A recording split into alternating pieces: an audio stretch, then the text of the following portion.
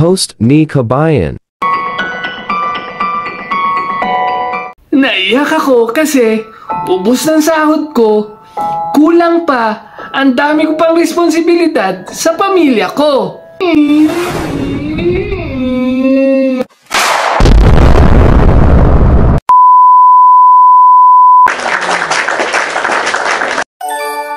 This is your Habibi Millionaire! Kung bago ka pa lang sa aking Facebook page, please follow and like naman. At syempre, suportahan niyo rin ang aking YouTube channel, Habibi Millionaire! Naiyak ako kasi ubos ng sahod ko, kulang pa, ang dami ko pang responsibilidad sa pamilya ko.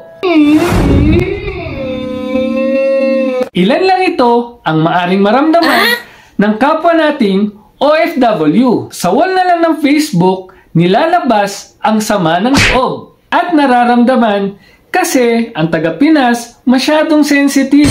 Konting may masabi lang ng konti, nagtatampo ka agad. Ang kawawang OFW, mas pinili na lang mag-post sa FB at ibang tao na lang ang magko-comfort. Umani ito ng sari-saring komento. Maraming kababayan natin ang nakarelate sa post ng kapwa nating OFW.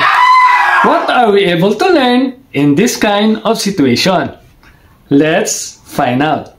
Ang beses lang sumasahod ang ating mga OFW. Pero nakakapagpadala ito ng higit sa isa. Mapapasana all ka na lang talaga. Ikaw kabayan, ilang beses ka ba nagpapadala?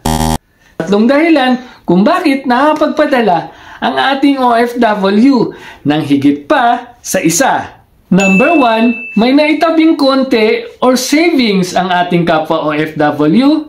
Dahil sa hindi makatiis, ipapadala ka agad ito. Walang choice eh. Abroad kasi. Kung umabot ka sa bidyong ito, share your thoughts kabayan. Baka yung comment mo makatulong sa ating milyong-milyong kaibigan. Yung budget sa food, babawasan para makapagpadala ulit. Kadalasan ang budget sa food naming mga OFW ay nasa halagang 300 to 500 SR kada buwan. Isusubo na lang, ipapadala pa. Di pa kasama ang budget sa internet, personal hygiene, at kung lalabas pa, pamasahe pa para sa taxi. Kung umabot ka sa bidyong ito, paramdam ka naman kabayan.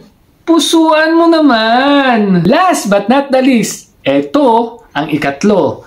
Ang pinakamalupit sa lahat. Kaya hindi makaahon ang ating mga kababayan dito sa abroad. Kasi kapag humiling ang nasa Pinas at gagawa ng paraan ay ipangungutang ito ng ating mga kababayan. Relate ka ba? Relate ka ba kaibigan? Alam niyo ba kabayan?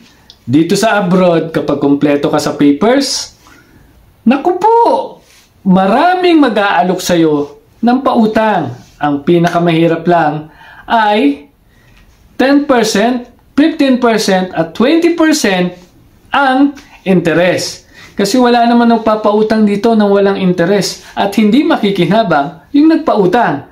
Ang malupit pa, yung kapital na inutang mo, babawasan ng 20% at hindi mo makukuha ang buong inutang mo. Kaya ang bigat, di ba? Relate ka ba kabayan? Nasusundan mo ba ako? Ilan lang ito sa mga dahilan kaya hindi makaahon sa hirap at sa utang ang ating kapwa OFW. Mag-comment ka, baka experience mo to. Kaya kung may kamag-anak kayong OFW, pamilya na nasa ibang bansa, mas magandang huwag niyo silang kukwentuhan ng problema. Dapat kwentuhan nyo ng magandang alaala.